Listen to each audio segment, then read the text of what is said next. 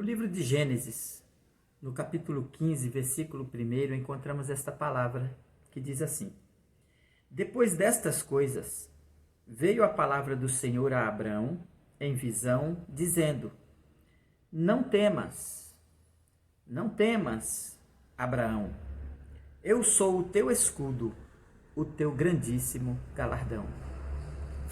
Eu ouvi certa vez alguém dizer, ou eu li em algum lugar, que a palavra não temas existe na Bíblia cerca de 366 vezes.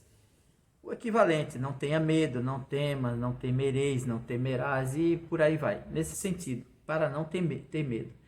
Eu sinceramente eu nunca tive a oportunidade de investigar se realmente é essa quantidade.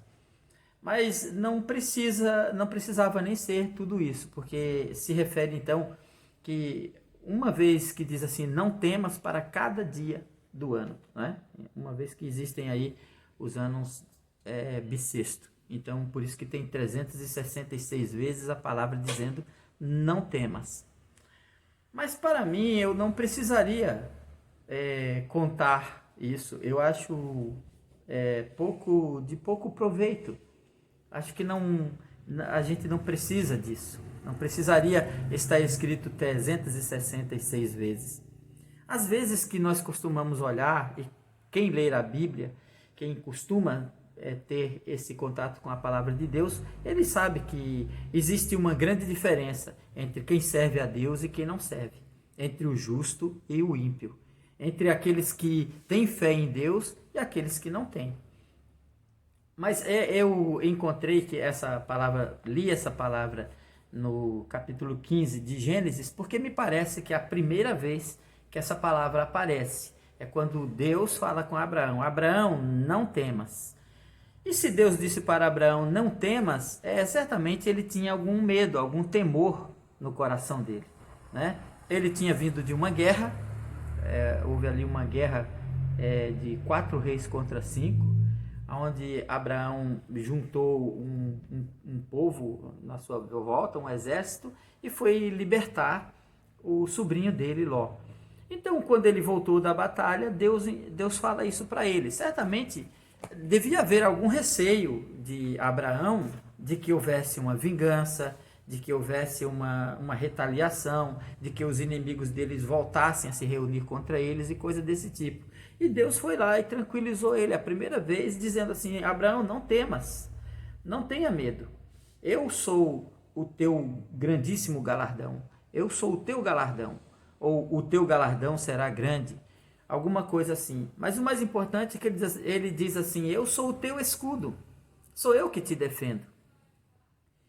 Então, neste sentido, eu fico, nesses momentos que a gente está passando agora, eu digo para as pessoas assim, logo quando começou essa quarentena, que alguém falou, bom, o comércio vai fechar, primeiro eu não acreditei que seria possível alguém querer fechar o comércio ou as indústrias no Brasil inteiro por 15 dias e com a possibilidade de uma prorrogação para até 30 dias. Primeiro eu não acreditei. Mas nos primeiros dias que começou esta quarentena, duas passagens bíblicas me veio ao coração. Duas passagens muito conhecidas pelo povo de Deus, que é o Salmo 23 e o Salmo 91. Então eu me lembrei das palavras do Senhor, de manhã eu orando, me lembrei daquelas palavras que diz assim: não temerás espanto noturno, nem seta que voe de dia, nem peste que ande na escuridão, nem mortandade que assole ao meio-dia. 1000 cairão ao teu lado, 10.000 à tua direita, mas tu não serás atingido. Somente com os teus olhos olharás e verás a recompensa dos ímpios. No momento que eu me lembrei dessa passagem, eu já não estava sentindo medo nenhum, mas naquele momento isso foi o suficiente para mim. Então até eu fiz uma narração do Salmo 91 e coloquei no meu Facebook. E depois tem aquela palavra da Bíblia também, que é o Salmo 23, ainda que eu andasse pelo vale da sombra da morte, não temeria mal algum, porque tu estás comigo, a tua vara e o teu cajado me consolam. A Bíblia, desde do livro de Gênesis até o livro de Apocalipse, ela realmente fala dessa questão do medo, do pavor, do terror que toma conta das pessoas. E aí tem duas questões aqui. Por que não devemos temer e por que devemos temer? Primeiro eu vou dizer por que não devemos temer.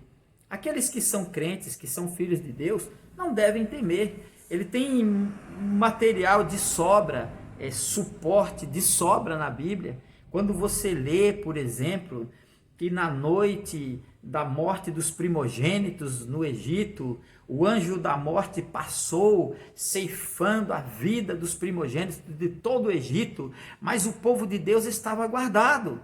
Eles estavam escondidos em suas casas, com sangue nas ombreiras da sua porta, de maneira que Deus fez separação entre o ímpio e o justo. Deus fez separação entre o povo dele. Quando o anjo da morte veio, não entrou na casa de nenhum israelita, porque eles estavam ali com a proteção de Deus na sua vida. Quando Deus enviava pragas de gafanhoto, existia gafanhoto na casa de todos os egípcios, mas não na casa dos judeus. Quando caía chuva de granizo, destruiu as plantações e matou os animais dos egípcios, mas não dos judeus. E Deus disse assim, para que você entenda que eu fiz separação entre o teu povo e o meu povo. Então Deus guardou, Deus protegeu. A origem de todas aquelas pragas era Deus castigando o povo do Egito, mas Deus guardou em todo o tempo eles ali. E foi assim a vida inteira.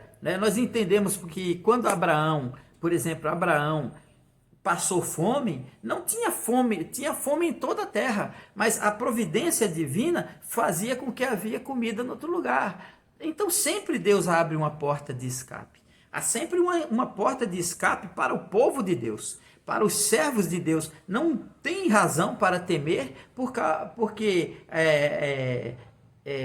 essa maneira de Deus nos tratar está retratada ali, seja lá como for, né? Então Abraão, por exemplo, desceu ao Egito porque tinha fome na terra, mas quando ele voltou de lá do Egito, ele voltou rico, ele voltou mais forte do que quando ele foi, porque Deus providenciou que tinha comida num outro lugar. O mesmo aconteceu com Isaac, o mesmo aconteceu com Jacó. Com Isaac aconteceu a mesma coisa. Isaac houve uma grande fome na terra, uma grande dificuldade, uma luta, e ele pegou e disse assim, eu vou embora daqui, eu vou para tal lugar. Então o anjo do Senhor apareceu para ele e disse assim, não vá, fique nesse lugar que eu vou abençoar você. Então, mesmo havendo fome em toda a parte, Deus abençoou ele. No poço que ele cavou, na plantação que ele fez, e Deus o fez prosperar ali. E com Jacó também, que quando quiseram roubar ele, lá, quando Labão queria enganar ele, Deus protegeu sempre. Os servos de Deus são protegidos. E aí, durante todo o tempo, né, quando o próprio Israel era castigado com fome, com seca, com tudo, havia sempre no meio do povo um profeta de Deus, uma pessoa que tinha condições de prover comida, de prover alimento, de fazer previsões, como Eliseu fez, como Elias fez, orando para trazer chuva e tudo mais. Então, se nós compreendemos isso e vemos toda no livro de Provérbios, no livro de Salmos, são os livros que mais mostram isso, que tem uma outra passagem ali que diz assim, não temas o pavor repentino quando vier. Não temas o pavor repentino, nem a assolação dos ímpios como vier.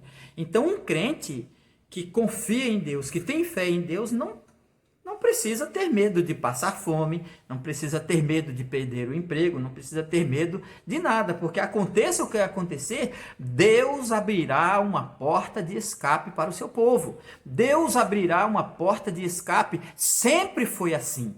Olhe para a vida de Abraão, olhe para a vida de Isaac, olhe para a vida de Jacó, olhe para José, olhe para os patriarcas, olhe para o próprio povo de Israel, olhe para as pessoas, aquela viúva que saiu, que tinha um pouquinho de azeite, que ia fazer um bolo para o seu filho, ia morrer, e ali estava o profeta de Deus profetizando que a farinha da panela não ia acabar, que o azeite da botija não ia acabar. Deus é o Deus da provisão.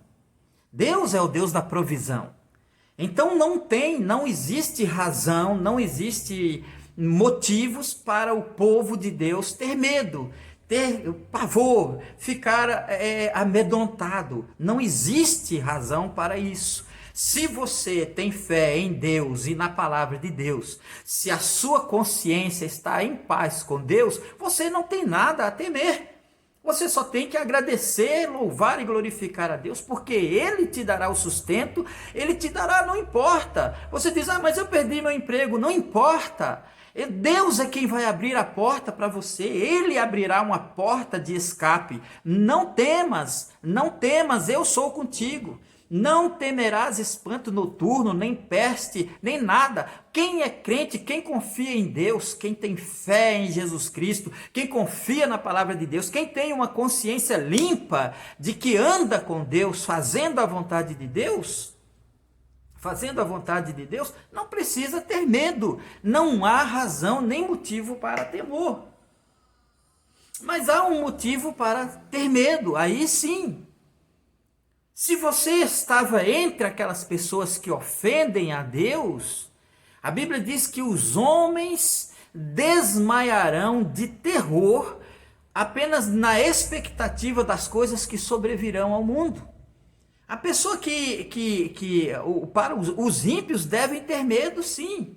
Os incrédulos devem ter medo, sim. Os crentes infiéis devem ter medo, sim. Os crentes desviados devem ter medo, sim. Eles têm uma razão para temer, porque a consciência deles os condena.